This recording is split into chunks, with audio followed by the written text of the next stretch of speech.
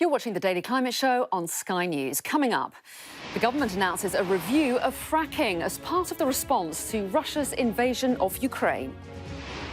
And the government is expected to double hydrogen production targets in the energy security strategy due out this week. And the EU pushes for stronger sanctions that will hit Russia's wallet, banning coal imports. Dramatic warnings from the UN on climate change, but what chance of success if the world's biggest emitter continues to pump out fossil fuel emissions? And the ancient practice of silvopasture, making farming climate friendly.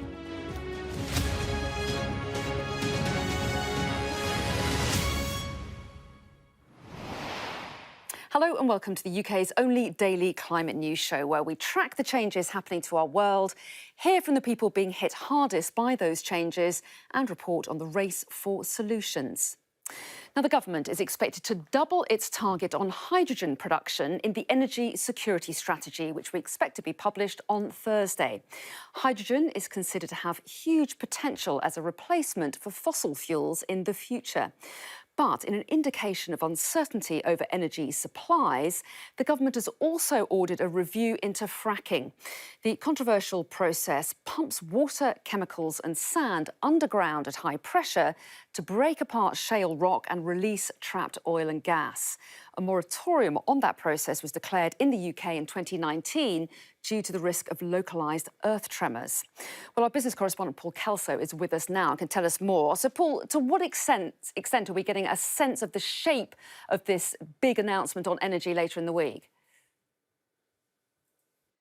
Well, we've heard quite a lot already from both the Prime Minister, who's talked about a nuclear revolution, and piece by piece from Kwasi Kwarteng, the business secretary, about what's going to be in this long-trailed but also slightly delayed energy strategy. The element we've seemed to have bottomed out today is that there is going to be a commitment to double the capacity of hydrogen, the target for hydrogen capacity by 2030 from the current 5 gigawatts, which is a target set out just last year in the autumn, to 10 gigawatts. And significantly, that appears to be split between 5 gigawatts of green hydrogen capacity and 5 of blue. The difference being that green, which is produced by electrolysis and is produced, the power for that process is provided by renewable sources of energy, so is in effect net carbon neutral, zero carbon.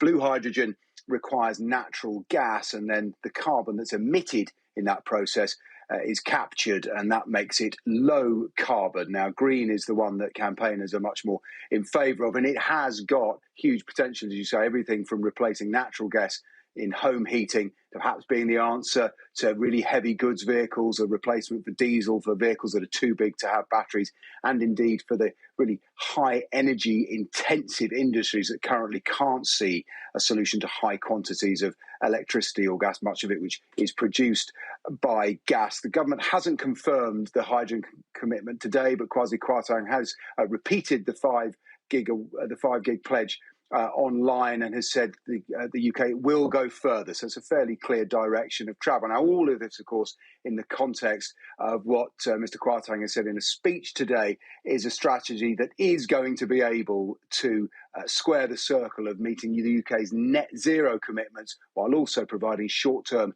energy security. If it isn't clear enough already, net zero is a solution to the global energy crisis, not the cause. Expensive gas is the problem. Cheap, clean, homegrown energy is the solution. The transition to clean, homegrown energy cannot happen overnight. It remains the case that there will continue to be an ongoing demand for oil and gas over the coming decades while we transition to clean energy. Now, with that in mind, today Kwasi Kwarteng has also announced this new analysis of the scientific case for fracking from the British Geological Survey, but that feels like it might be more political than practical. There will be North Sea oil and gas licences commitments in this strategy. Fracking has a great deal of pressure from the Tory backbenches to reopen fracking. They see it, many of those MPs see it as a source of domestically produced gas. Of course, it is largely very unpopular, certainly where it's been tried. And a moratorium on fracking was only put in place 2 years ago, following a previous study which found it wasn't possible to predict the severity or indeed if there could be earthquakes or tremors as a consequence of hydraulic fracking for shale gas. So unless geology has changed in the last 2 years, it does feel like that commitment is so the government has got something to say to those backbenchers who may look at this energy strategy on Thursday and ask, what does it say about fracking? The answer for now, it feels to me, is it's gone into even longer grass than it was before. Paul, thanks very much indeed. Well, news of further atrocities in Ukraine has pushed the West to impose fresh sanctions on Russia.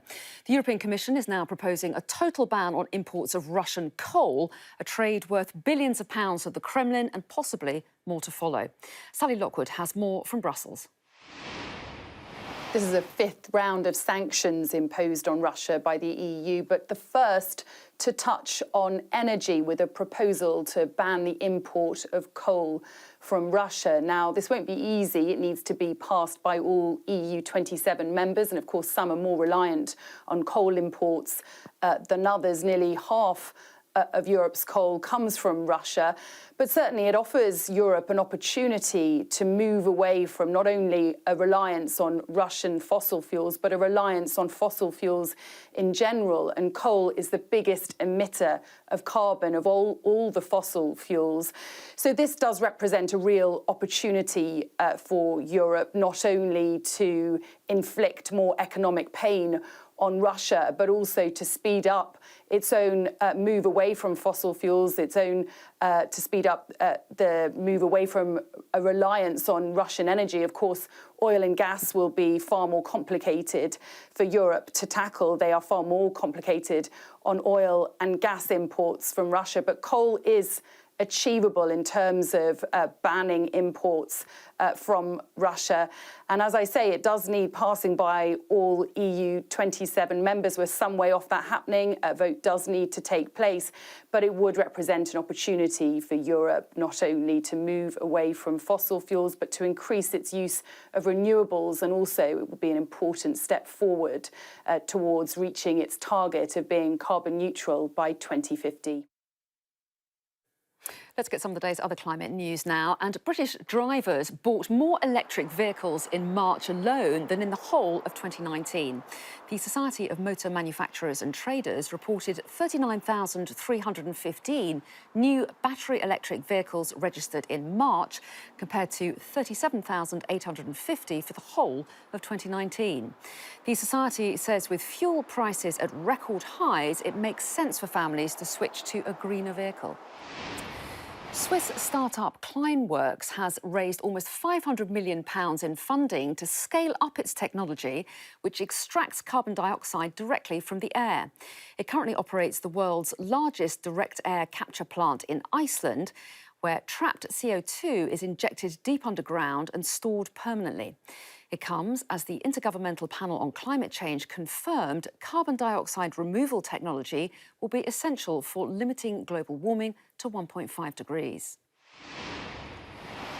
And the cost of living crisis is being felt in many places as Russia's war in Ukraine disrupts supply chains around the world. In Peru, protests have been raging since last week over a rapid surge in prices for food, fuel and fertiliser.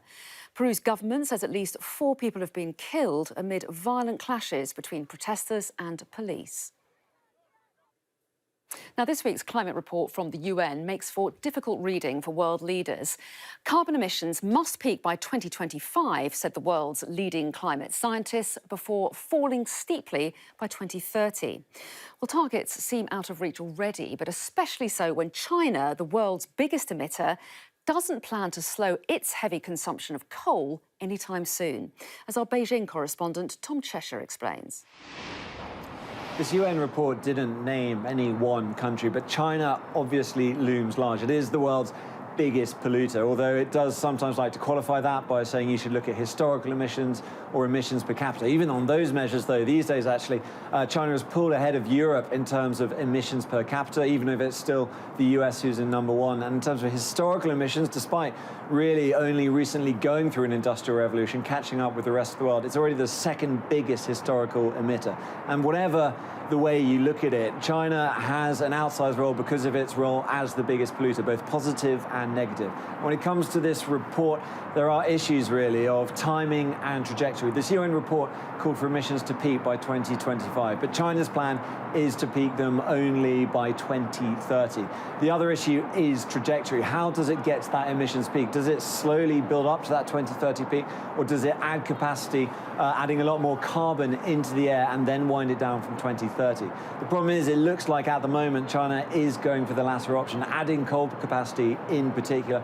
It had a series of energy shocks last year, and as a result, it's moved to secure its coal supply. It's been commissioning new coal power stations. President Xi Jinping at a recent political session here in Beijing said that coal would be a mainstay of the energy mix. So it seems like China really has invested significant political capital in coming up with those original targets, has invested a huge amount in renewable energy, more than any other country on the world. But in terms of budging those targets, I don't think that's likely to happen, no matter how stark the warnings in this UN report have been. Monday's UN climate report was as much about solutions as problems, and the natural world has a huge role to play. Research suggests that silvopasture, that's integrating trees and pasture into a single system for raising livestock, helps counteract methane emissions from animals and sequesters carbon. We've been to Somerset, where one farmer has been adapting the ancient method.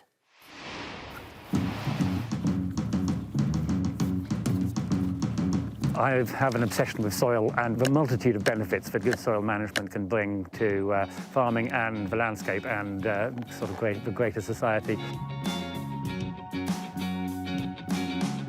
Silvopasture is a mixture of trees planted in a pasture, and the idea is that they bring a benefit to the livestock which graze the pasture, and they can live under the trees and in amongst the trees. Soil is the basis of life. In terms of carbon, is the largest pool of carbon there is.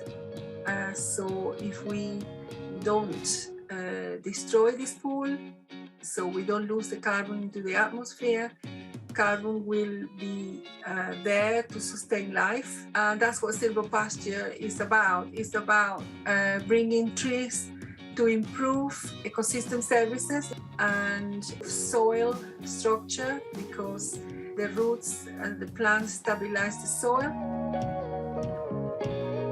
When I first started farming here, I've been here since 1991, we spent years and years just conventionally farming, and all our soil used to move quite quickly downhill when it rained. The houses used to flood every single time we had, an inch and a half of rain. Now we don't have any flooding. All the water that lands on this landscape soaks straight in. Well, boys. This farm used to be droughty, so in the summer, if we had too much sunshine and long spells without any rain, the wheat would actually stop growing, and sometimes it would die early, and we'd get yield losses. We don't get that anymore, but increased carbon levels increases the ability of soil to hold water.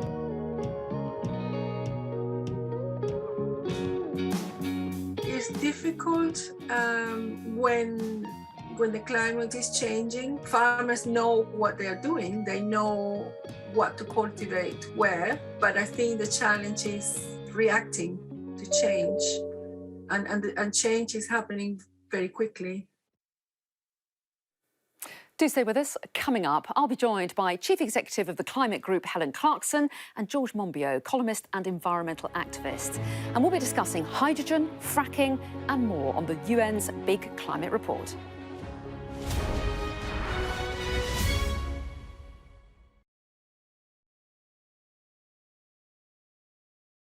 I'm Inzamam Rashid, and I'm Sky's North of England correspondent, telling stories from this culturally rich region I call home. It's going to become very similar to other places and lose its unique qualities. It's steeped in history. If the Taliban found your family, what would happen? I think they're just going to straight away execute them. There are issues of racism in all levels of cricket. I was on the balcony a couple of times. I was nearly gone. Football is a joy to watch, and when people are disappointed, you can feel the hate. I just felt physically sick because I was like, that's really in my system. We take you to the heart of the stories that shape our world. Even before the pandemic, GPs were pleading for help. Government expects more face-to-face contact with patients in return. Men, they want to force you doing something which you don't want to do, just because you're homeless and you're looking for a warm place to sleep. We give a voice to communities often unheard and unserved from a region with a distinct history and global impact.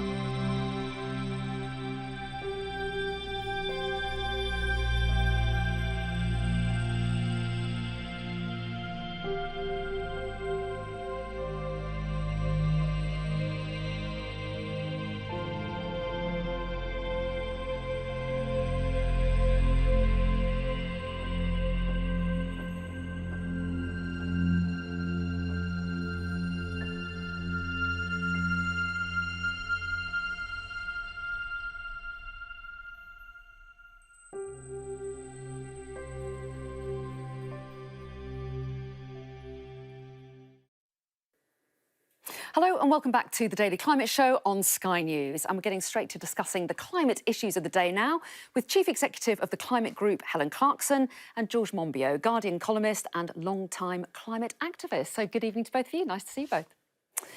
So the government is preparing to publish its energy security strategy on Thursday, we're told, and we're hearing very different things. Today, news of an increase in hydrogen production, but also a review into the controversial gas extraction process, fracking.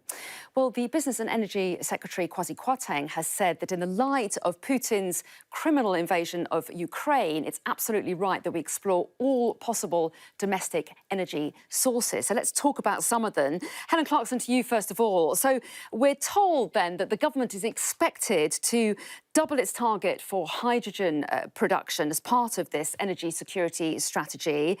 The suggestion being that that would be made up of 50% of green hydrogen, which is produced using renewable energy, and 50% blue hydrogen, which uses fossil fuels to produce it, but then the carbon emitted in that process would be then captured, just to explain it all. So do you welcome that target if that does turn out to be what's announced?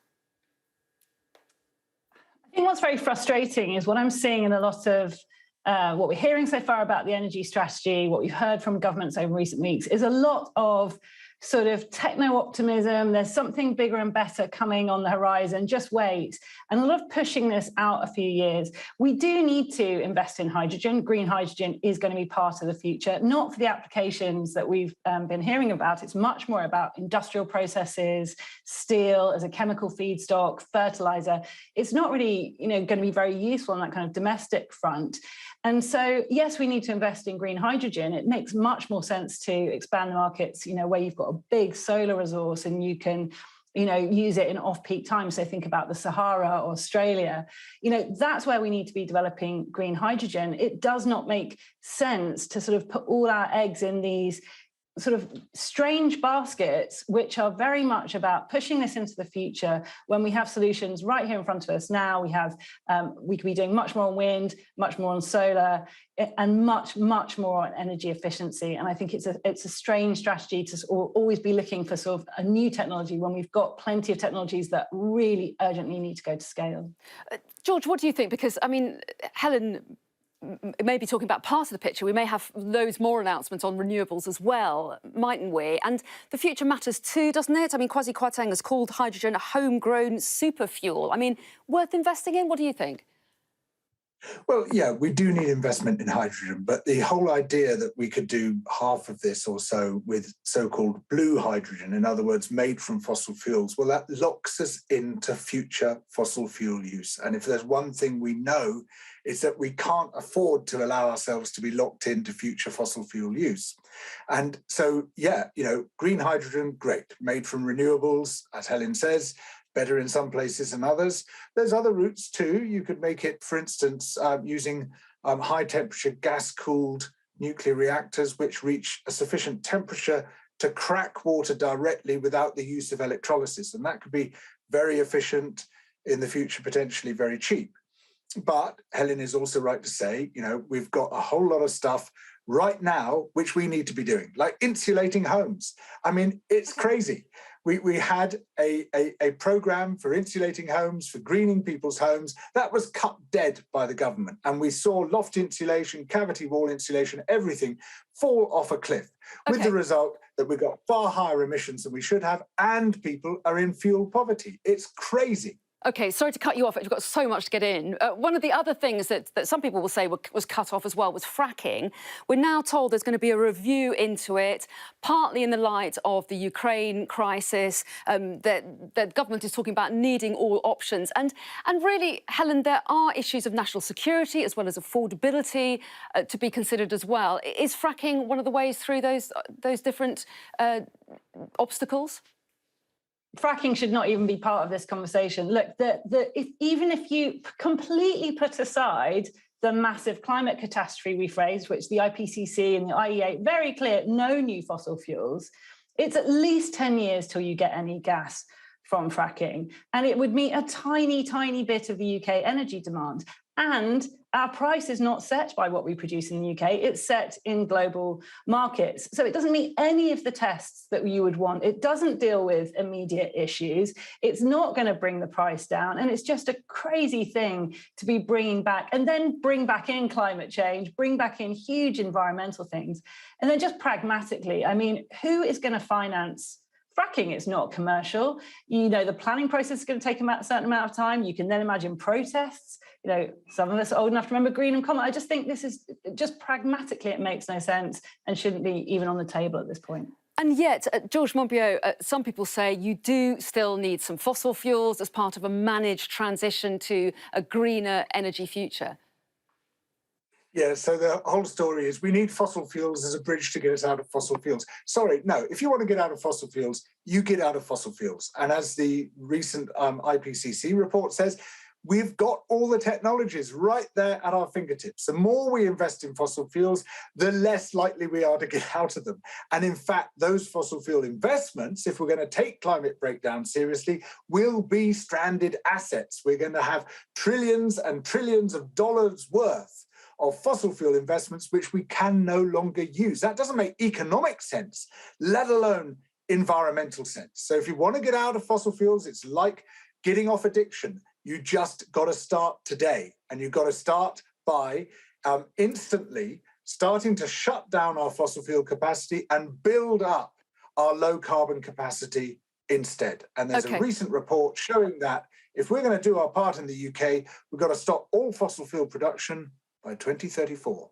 Well, yes, and the IPCC's report yesterday, Helen, highlighted the fact that we need emissions need to stop rising before 2025. And yet you look at countries like China, we covered this earlier in the programme, they are the world's biggest emitter. They are going to carry on expanding their oil production until 2030. So is it almost irrelevant when the smaller emitting countries are making changes, when you've got this big country basically breaking that rule that the IPCC says should be set?